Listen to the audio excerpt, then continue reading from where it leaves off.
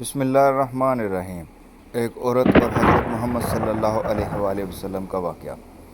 نبی کریم صلی اللہ علیہ وسلم ایک سفر سے واپس آ رہے تھے۔ ایک جگہ آپ نے پڑاؤ ڈالا۔ قریب ہی ایک بستی میں ایک عورت تھی جس کا تندور تھا۔ اس نے لشکر کے لیے روٹیاں پکائیں۔ جب پکا کر فارغ ہوئی تو صحابہ کرام سے کہنے لگی کہ میں تمہارے سردار سے بات کرنا چاہتی ہوں۔ صحابہ اکرام رضوان اللہ اجمعین نے اسے نبی کریم صلی اللہ علیہ وآلہ وسلم کے پاس لائے اور وہ آپ سے کہنے لگی، اے اللہ کے پیارے رسول صلی اللہ علیہ وسلم، میں آپ سے ایک بات پوچھنا چاہتی ہوں۔ آپ صلی اللہ علیہ وسلم نے فرمایا، پوچھو۔ وہ کہنے لگی، ماں ہوں اور تندور میں روٹیاں لگاتی ہوں۔ میرا چھوٹا سا بچہ ہے، اس کو آگ کے قریب بھی نہیں آنے دیتی۔ اس کو کہیں گرم ہوا نہ لگ جائے۔ اپنے بچوں کو گرم ہوا کا لگنا بھی پسند نہیں کرتی۔ خود آگ میں ڈبکیاں لگاتی ہوں روٹیاں لگانے اور نکالنے کے لیے، لیکن میں اپنے بچوں کو گرم ہوا کا لگنا بھی پسند نہیں کرتی۔ میں نے آپ سے سنا تھا کہ ساری دنیا کے ماؤں کی محبتوں کو جمع کر دیا جائے، اس سے 70 گنا زیادہ اللہ تعالیٰ اپنے بندوں سے محبت کرتا ہے، تو اللہ تعالیٰ بندے کا جہنم میں جانا کیسے پسند فرمائے گا؟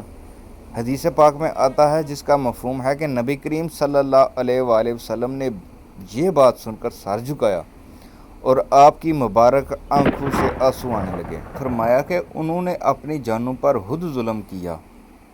آپ روتے رہے حتیٰ کہ جبرائیل علیہ السلام اللہ تعالیٰ کا پیغام لے کر آئے، اے میرے محبوب، اس عورت کو بتا دیں اللہ نے ان پر ظلم نہیں کیا، انہوں نے اپنی جانوں پر خود ظلم کیا ہے۔ انہوں نے اپنے پاؤں پر خود کلاڑی ماری، کیونکہ اللہ تو چاہتا ہے کہ یہ بچ جائیں، لیکن یہ لوگ توبہ نہیں کرتے، توبہ کی طرف آتے ہی نہیں، بلکہ اللہ کی ماننے کی بجائے شیطان کی مانتے پھرتے ہیں اور توبہ کو ضائع کر دیتے ہیں، بھول جاتے ہیں، عمل کی وجہ سے جہنم میں جائیں گے۔ بالکل، یہ عمل کی وجہ سے ہی جہنم میں جائیں گے۔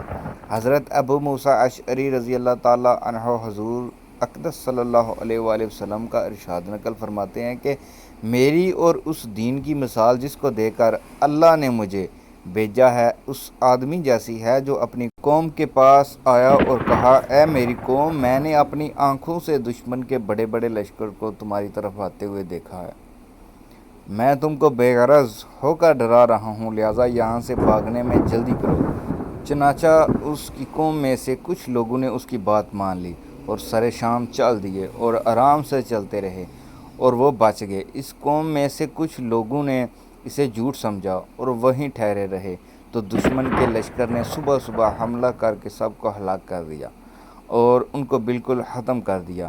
مثال ہے ان لوگوں کی جنہوں نے میری بات مانی اور جو دین حق میں لے کر آیا اس پر عمل کیا، اور ان لوگوں کی جنہوں نے میری نافرمانی کی اور جو دین حق لے کر میں آیا اس کو جھٹلا دیا۔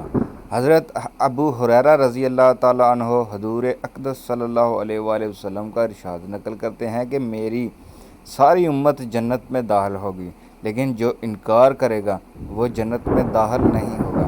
عرض کیا، کون انکار کرے گا؟ آپ نے فرمایا، جس نے میری اطاعت کی وہ جنت میں داخل ہوگا، اور جس نے میری نافرمانی کی یا جس نے انکار کیا۔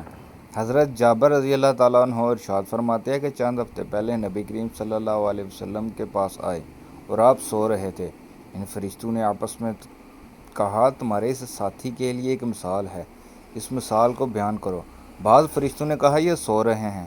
فرشتوں نے مطلب بیان کیا، اور بعض فرشتوں نے کہا کہ ان کی آنکھیں سوتی ہیں اور دل بیدار رہتا ہے۔ تو فرشتوں نے کہا کہ ان کی مثال اس آدمی جیسی ہے جس نے ایک گھر بنایا اور اس گھر میں کھانے کی دعوت کا انتظام کیا اور ایک بلانے والے کو بھیجا، تو جس نے اس بلانے والے کی بات نہ مانی، نہ گھر میں داخل ہوا اور نہ اس کی دعوت میں سے کھایا۔ پھر فرشتوں نے کہا، اس مثال کو ان کے سامنے بیان کرو۔ اس پر بعض فرشتوں نے کہا، یہ تو سو رہے ہیں، اور بعض نے کہا، ان کی آنکھیں سوتی ہیں اور دل بیدار رہتا ہے۔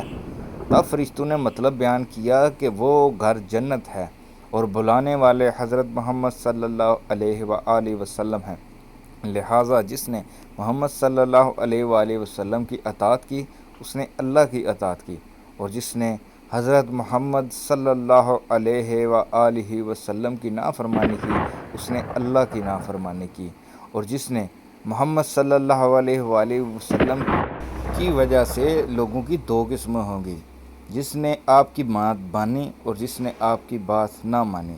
جس نے مانی وہ جنت میں جائے گا، اور جس نے آپ صلی اللہ علیہ وسلم کی نہ مانی وہ جہنم میں جائے گا۔